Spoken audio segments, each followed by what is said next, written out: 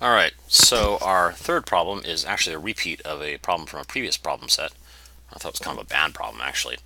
But at a certain time, a particle has a speed of v1 in the positive x direction. So I'm going to call it, I'm going to say time t1, it has a velocity v1 that's greater than 0. And that's how we say it's going the positive x direction.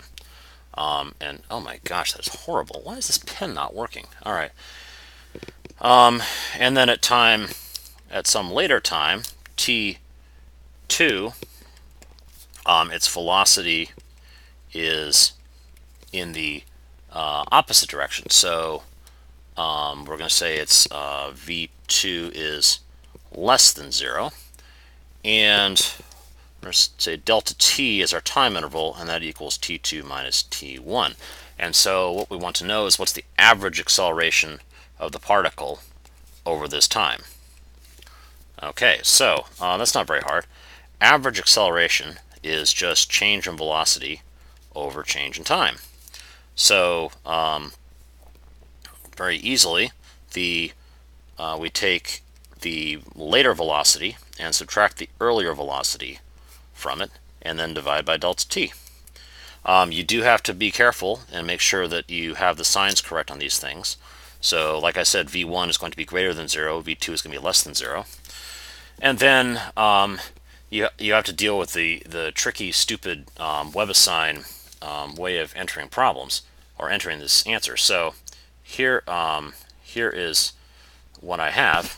So I've got, first of all, I've got it going 15 meters per second first. So for me, v1 is 15, positive 15, and v2 is minus 32. So for me, v1 equals plus 15 meters per second. v2 is negative 32, and then delta t equals 2 seconds. So in my case, my average acceleration is going to equal negative 32 minus 15, positive 15, but that's all right, and then over 2 seconds. So this is going to equal negative 47 over 2. And so my average acceleration is going to equal negative, it looks like 23.5 meters per second squared. But here's the thing. This is WebAssign using WebAssign's stupid entry method for this thing, where they want to know, they want you to type in a magnitude here and then give the direction down here. See, normally what I would want you to do on a test is just type in, for example, right here, type in negative 23.5 and watch as I hit enter and do this, and I get, oh wait a minute, here I am.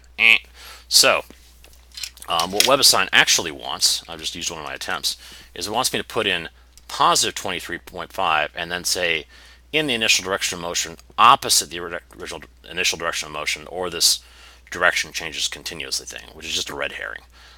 So what happens is it was going at 15 meters per second, the positive x direction, and it's turned around and gone negative, so its acceleration is going to be negative, which is opposite the original direction of motion. And now when I hit return, or hit enter, sorry, let's see, now when I enter this, see, everything's happy. So there's a little quick lesson in how WebAssign is stupid sometimes.